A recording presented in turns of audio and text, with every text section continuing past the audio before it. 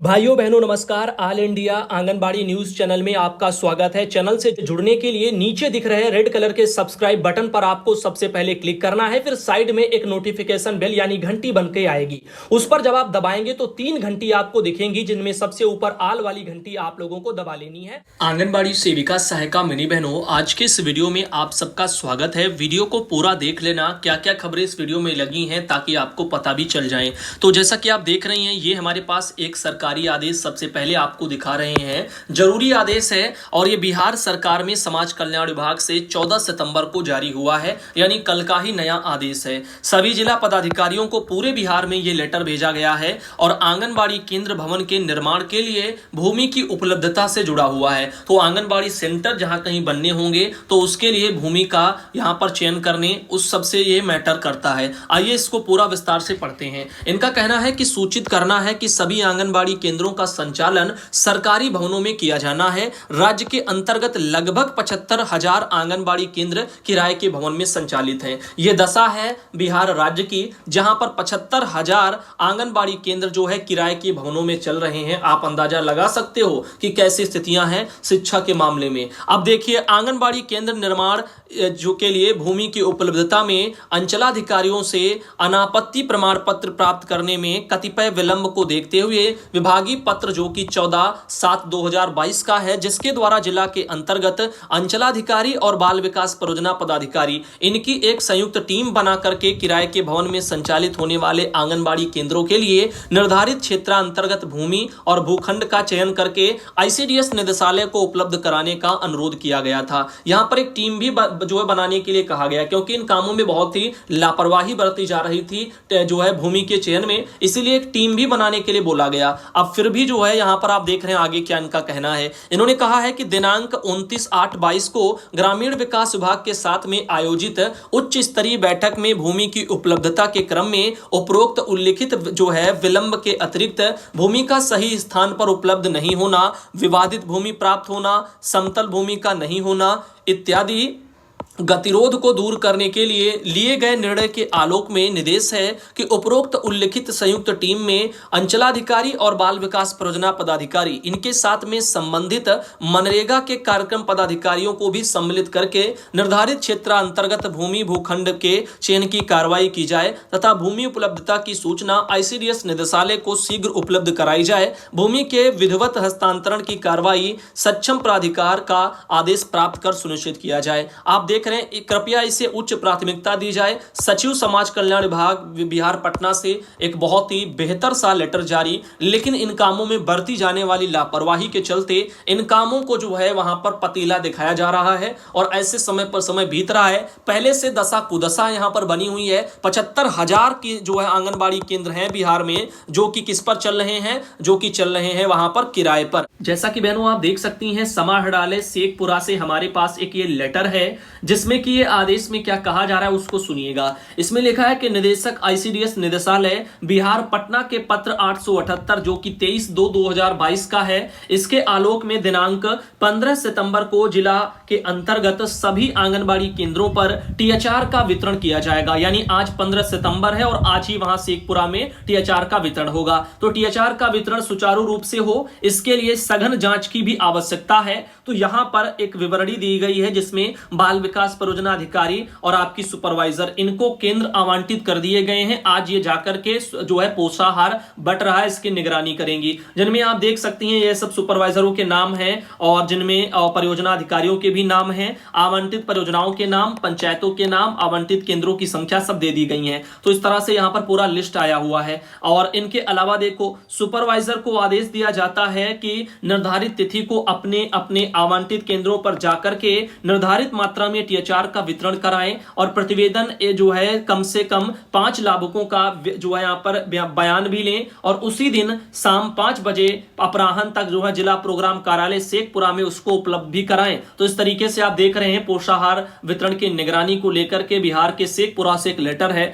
जहां पर supervisor CDPO लोगों को लक्ष्य दिया गया है यहां पर चेकिंग का, और वो जाएंगे विवरणी के अनुसार और वहां पर क्या करेंगे, पता करेंगे कि उनको मिल रहा है कि नहीं। लाभार्थियों से भी जो है उनका बयान दर्ज करेंगे और फिर उसको आगे कार्यालय को भेजेंगे। इस तरीके से जानकारी आई, जिसको जूली कुमारी बहन है शेखपुरा से आती हैं बिहार से, जिनके द्वारा एक मैटर भेजा गया। इनके अलावा ये रीता बहन है प्रयागराज से आती हैं। आइए देखते हैं इन्होंने क्या कहा। इनका कहना है, भैया जी नमस्ते, 10 अगस्त को वजन मशीन दी गई थी जो कि खराब है और खराब होने के कारण वजन कैसे करें। अब हम उसे वापस करने के लिए कार्यालय गए तो वहां की सुपरवाइजर कहती हैं कि जो मिला है उसे ही रखो और सर बताएं हम जो है वजन कैसे भरें, इतना पैसा तो मिलता नहीं है कि हम अपने से खुद खरीदें। तो यहां पर इस तरह से वजन मशीन ये एक जो है खराब इनको मिली है। प्रयागराज से आती है रीता बहन। तो देखो सबसे पहले तो ये कौन सी मशीन है, हो सकता है वो वाली जो भी चार्जिंग से चल रही है, चार्जर साथ में दिया गया है, अगर वो है तो आप एक बार सुनिश्चित कर लें, उसको चार्जिंग पर लगा लें, चार्ज हो जाएगी, चलने लगेगी।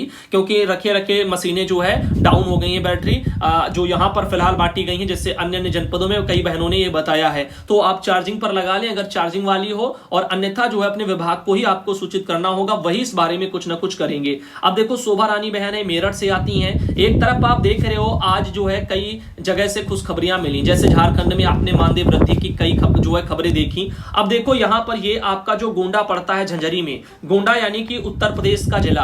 अब यहां पर क्या हुआ, 6 आंगनबाड़ी कार्यकर्ता बहनें बर्खास्त कर दी गई। एक तरफ जो है बहनों को सौगातें एक राज्य में मिल रही हैं, तो दूसरे राज्य में ना तो सरकार ने अपने वादों को पूरा किया और तो और उन पर काम लाद दिए, और उल्टे जो है जो भी काम अगर थोड़ा बहुत रह जाता है तो उनके ऊपर कार्रवाई करके उनको इस तरह से बर्खास्त कर दिया जाता है। जिला कार्यक्रम अधिकारी की जांच में ड्यूटी न करने का खुलासा हुआ, डीएम ने यहां पर कार्रवाई कर दी। अब देखिए यहां पर 1.5 साल से केंद्रों का बंद था संचालन, अन्य कार्यकर्ताओं को भी चेतावनी। तो देखो ऐसे में तो यहां पर कार्रवाई करना लाजमी हो जाता है, जहां पर इतना ज्यादा अगर मान लीजिएगा अनियमितता बरती जा रही हो, 1.5 साल से अगर केंद्र नहीं खोले जा रहे हैं, शिकायतें जाती हैं, तो फिर ऐसे में तो कार्रवाई होना तय है। बाकी मैं ये कहना चाहता हूं गवर्नमेंट से उत्तर प्रदेश की कि बच्चों के लिए भोजन की व्यवस्था जल्द से जल्द कराएं। मैं बार बार आवाज इसके लिए उठा रहा हूं। साथ ही आंगनबाड़ी बहनों से किए वादों को भी वो निभाएं, जैसे अन्य सरकारें राज्यों में निभा रही हैं। अब देखो पोषण सामग्री के वितरण पर यहां पर नजर। अब देखिए आंगनबाड़ी केंद्रों पर पंजीकृत बच्चों और महिलाओं के लिए पोषण अभियान चल रहा है,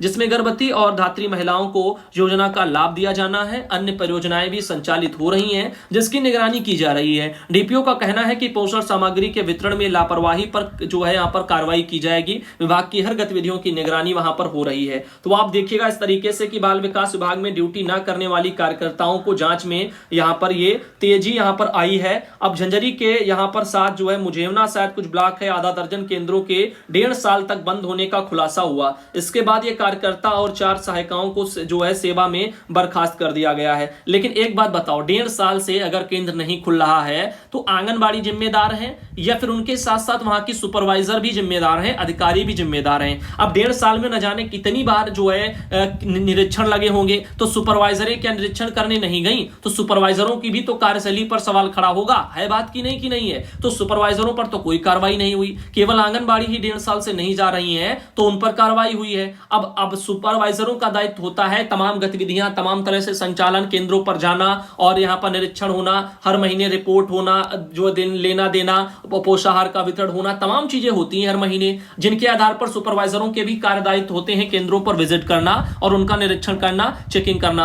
क्या उन्होंने इन चीजों को नहीं किया? तो अब देखिए इन सब में कमियां तो सुपरवाइजर लेवल पर भी तो नजर आई, क्योंकि 1.5 साल से अगर केंद्र बंद है, कुछ हुआ नहीं है, तो फिर ये 1.5 साल तक अभी ये मैटर उजागर क्यों नहीं हुआ? उनको कड़ी फटकार क्यों नहीं लगाई गई? तो आप समझ रहे ना कैसे क्या सिस्टम चल रहा है। रिपोर्ट पर बता रहे डीएम जो है डॉक्टर उज्जवल कुमार ने बर्खास्त की गई जो है कार्रवाई की, साथ ही अन्य ब्लॉकों में जांच के आदेश दिए। आंगनबाड़ी केंद्र में इस समय बच्चों के पोषण के साथ ही प्री एजुकेशन का अभियान चल रहा है और कई केंद्रों का संचालन बंद चल रहा है, जिसकी जांच में चौंकाने वाले तथ्य सामने आए हैं। 1.5 साल से केंद्र का संचालन ना होने और वहां से गलत रिपोर्ट भेजी जाती रही है। तो गलत रिपोर्ट भेजी जाती रही है से तात्पर्य क्या है भाई? सुपरवाइजरों का कार्य होता है कि वो केंद्रों पर निरीक्षण करने जाएं, वहां देखें क्या कैसा क्या हो रहा है। तो क्या वो जाती नहीं थी? क्या वो गई नहीं है? तो उनके ऊपर भी तो कार्रवाई होनी चाहिए थी। अब इनके ऊपर कार्रवाई फिर अचानक क्यों नहीं हुई? केवल कार्यकर्ता ही यहां पर दोषी पाई गई। झंझरी ब्लॉक के जो है जानकी नगर केंद्र की कार्यकर्ता विजयलक्ष्मी मिश्रा और वनसुधरा, इनकी जो है सहायिका सीता देवी, इनकी रिपोर्ट मिली है कि वह केंद्र नहीं चला रही है। इसके साथ ही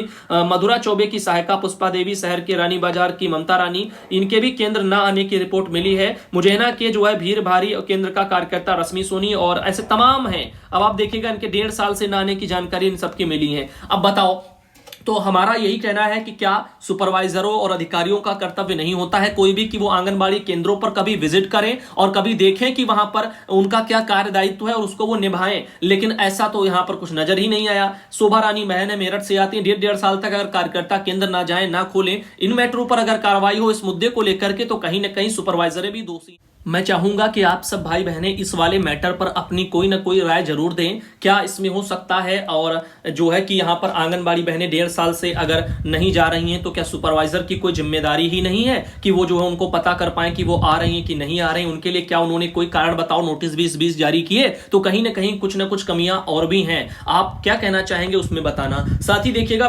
बारीकियों को समझ लें आंगनबाड़ी कार्यकर्तियां। एक ये खबर जो है रामपुर में निकल के आ रही अमृत विचार में प्रकाशित हुई है। जिला सहकारी बैंक के सभागार में प्रशिक्षण आंगनबाड़ी कार्यकर्तियों को वहां पर संबोधित करते सीडीपीओ यानी सीडीओ। तो आप देख सकते हैं ये जो है डीसीबी सभागार में हर ब्लॉक की 20 आंगनबाड़ी कार्यकर्तियों का यहां पर प्रशिक्षण हुआ है। पहले तो बता दें कि राजेश कुमार जिला कार्यक्रम अधिकारी जी हैं, इनका क्या कहना है। इन्होंने कहा है कि शासन स्तर से यूनिसेफ की 2 सदस्यीय टीम आज प्रशिक्षण सत्र के दौरान विभिन्न प्रकार की गतिविधियों के माध्यम से अधिकारियों और कर्मचारियों को कुपोषित और अति कुपोषित बच्चों की पहचान के तरीके और उनके प्रबंधन के लिए जरूरी उपाय बताए गए हैं। टीम द्वारा यह भी बताया गया है कि किन दशाओं में कुपोषित बच्चों को पोषण पुनर्वास केंद्र में भर्ती कराना है और किन दशाओं में उसे घरेलू उपचार और सही खान पान के बारे में उनको स्वस्थ किया जा सकता है। तो आप देख सकते हैं इस तरह से हर जो है यहाँ पर विकास खंड की 20 आंगनबाड़ी बहनें वहां पर जिला सहकारी बैंक में प्रशिक्षण वहां पर हुआ है तो मौके पर पहुंची हैं। और यहां पर बताया जा रहा है कि मुख्य विकास अधिकारी डॉक्टर नंद किशोर कलाल और सभी जो है सीडीपीओ सुपरवाइजर और यहां पर न्यूट्रिशियन मॉनिटरों को निर्देशित वहां पर करते हुए कि प्रशिक्षण के दौरान बारीकियों के बारे में व्यापक जानकारी प्राप्त कर लें ताकि घर घर सर्वे कार्यक्रम में कुपोषित और अति कुपोषित बच्चों के चिन्हीकरण में कोई समस्या ना आए, इसके लिए यहां पर बताया जा रहा है। तो घर घर जाकर के करेंगी कुपोषित और अति कुपोषित बच्चों का चिन्हीकरण। तो इस तरीके से ये काम जो आगे होने वाले हैं जिसको लेकर के बैठक करवा ली गई है। आगे चलते हैं और आपको थोड़ा बहुत बताते हैं। जैसे कि यहां से फोटो भी आप देख सकते हैं वहीं से आ रही है और यहीं का एक ये देखो और एक आर्टिकल है कुपोषण पहचान जो है पहचानने के लिए बारीकियों से कराएं अवगत। यही वाला अमर उजाला ब्यूरो में रामपुर में एक ये देखो छपा है जिला सहकारी बैंक के सभागार में यही जो 2 दिवसीय प्रशिक्षण शिविर का आयोजन चल रहा है उसके बारे में। तो यहाँ पर नंद किशोर कलाल जी हैं सीडीओ और उनके स्तर से ये देखो यहाँ पर कार्यक्रम हुआ है और काफी बहनें यहाँ मौजूद रही हैं। बढ़िया तरीके से यहाँ पर बहनों को बताया समझा।